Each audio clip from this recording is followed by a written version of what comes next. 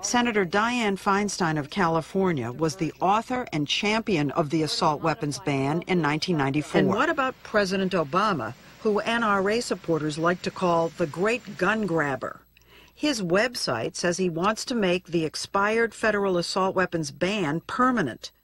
But the White House doesn't seem to be interested in bringing it up anytime soon. There's some sense that the president has so many crisis issues on his plate right now, that the idea of bringing up guns, which is considered part of the culture wars, would be such a diversion. I agree with you. I wouldn't bring it up now. So you're going to hold off? That's correct. And I'll pick the time and the place, no question about that.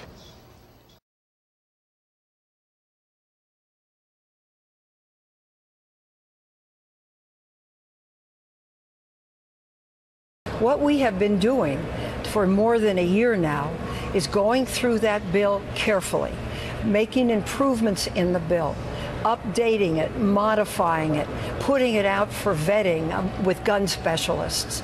And we will be prepared to introduce an updated version on the first day of the next United States Senate. Like all of you here today, I remain horrified by the mass murder committed at Sandy Hook Elementary School in Newtown, Connecticut. Today, my colleagues and I are introducing a bill to prohibit the sale, transfer, manufacture, and importation of assault weapons and large-capacity ammunition feeding devices that can accept more than 10 rounds.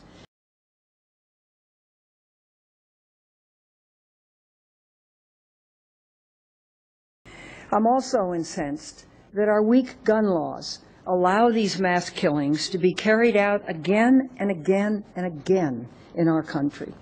Weapons designed originally for the military to kill large numbers of people in close combat are replicated for civilian use.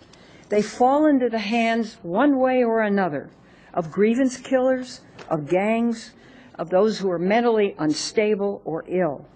They are sold out of trunks and back seats of automobiles in cities, as well as gun shows, with no questions asked. Massacres have taken place in businesses, law practices, malls, movie theaters, and especially schools. These massacres don't seem to stop. They continue on.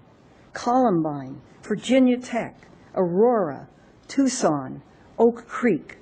The common thread in these shootings is each gunman used a semi-automatic assault weapon or large-capacity ammunition magazine.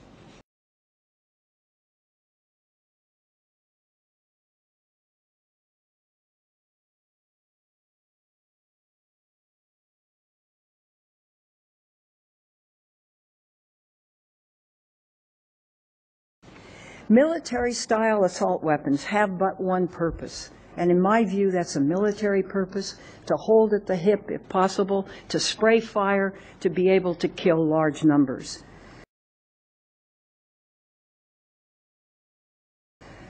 Since the last assault weapons ban expired in 2004, and incidentally, in the 10 years it was in place, no one took it to court. More than 350 people have been killed with assault weapons. More than 450 have been injured. We should be outraged by how easy it is for perpetrators of these horrific crimes to obtain powerful military-style weapons.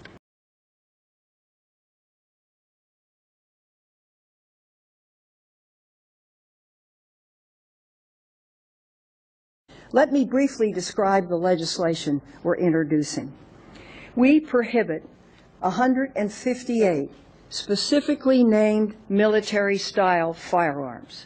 Since the 1994 law expired, there has been an influx of new models of assault weapons. These models are more powerful, more lethal, and more technologically advanced than the weapons were in 1993.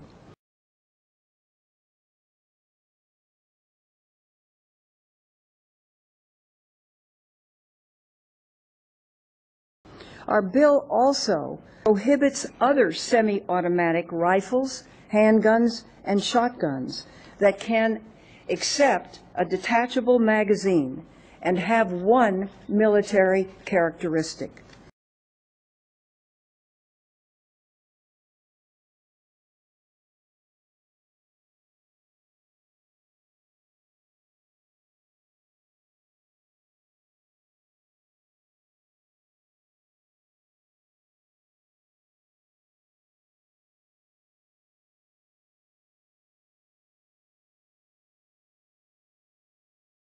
One criticism of the '94 law was that it was a two-characteristic test that defined it, and that was too easy to work around. Manufacturers could simply remove one of the characteristics, and the firearm was legal. The bill we are introducing today, will make it much more difficult to work around by moving a one-characteristic test. The bill also prevents and prohibits specific loopholes, such as the slide iron stock, which can be added to an AR-15, which essentially makes it mimic automatic weapons, and it's legal. Thumbhole stocks and bullet buttons, these are all modifications that make it easy for manufacturers to evade the law. The bill prohibits semi-automatic rifles and handguns with a fixed magazine that can accept more than 10 rounds. A ban on importation of assault weapons and large capacity magazines. Elimination of the 10-year sunset. Let me tell you what the bill will not do. It will not affect hunting or sporting firearms. Instead, the bill protects hunters and sportsmen. So we have tried to learn from the bill. We have tried to recognize legal hunting rights. We have tried to recognize legal defense rights. We have tried to recognize the right of a citizen to legally possess a weapon. No weapon is taken from anyone. The purpose is to dry up the supply of these weapons over time. Therefore, there is no sunset on this bill.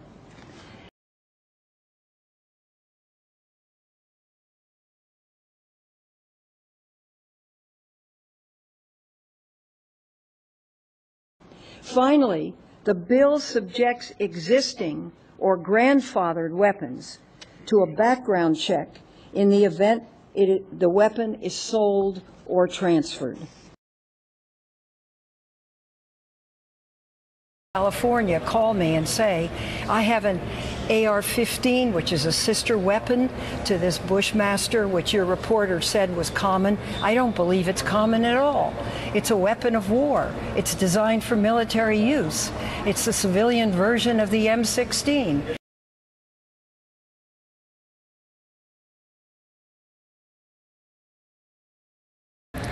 Mike Bloomberg just said at a briefing at City Hall in New York that if the president had acted after he said he was going to act after Tucson, if something had happened, we would have saved thousands and thousands of lives, that so many people have been killed just in the last 2 years, more than 24,000 lives from gun violence.